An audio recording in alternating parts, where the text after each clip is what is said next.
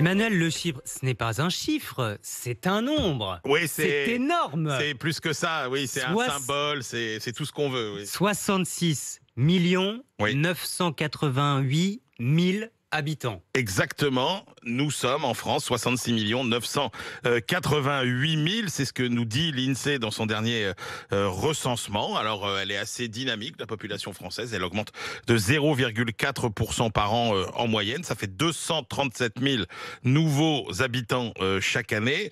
Alors, cette dynamique de population, elle est tirée souvent d'ailleurs, comme par le passé. C'est historique en France. Elle est tirée davantage par ce qu'on appelle le solde naturel que par le solde migratoire. C'est-à-dire qu'en gros, sur les 0,4% d'augmentation de la population chaque année, il y en a 0,3% qui viennent de la différence entre les naissances et les décès, avec des naissances plus nombreuses que les décès, et il n'y a que 0,1% de l'augmentation de la population qui est due au solde migratoire, c'est-à-dire au fait qu'il y ait plus de personnes qui À entrer en France que qu'à de en personnes sortir. qui quittent la France. Est-ce qu'il y a des différences entre nos différentes régions? Oui, il y a beaucoup de différences entre les régions. L'INSEE dénombre 20 départements sur une centaine qui perdent des habitants. La Guadeloupe, Paris, la Meuse perdent au moins 0,5 points de population chaque année par rapport à la période des années 2000. La ville de Paris, par exemple, perd 0,5% de sa population chaque année.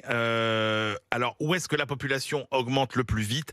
Eh bien, dans les zones rurales, sous influence des villes, Ah oui. comme le dit l'INSEE, où là, on observe une augmentation de la population de 0,7% chaque année, donc presque 2 fois plus que le rythme moyen d'augmentation de la population. En revanche, fort contraste avec les zones rurales éloignées, où là, la population baisse de 0,4%. Et l'INSEE nous laisse entrevoir les conséquences quand même très nombreuses que la crise sanitaire Les aura confinements, sur les notre envies de démographie. déménagement. Effectivement, d'abord avec une surmortalité depuis le début de la pandémie en raison des décès dus au virus.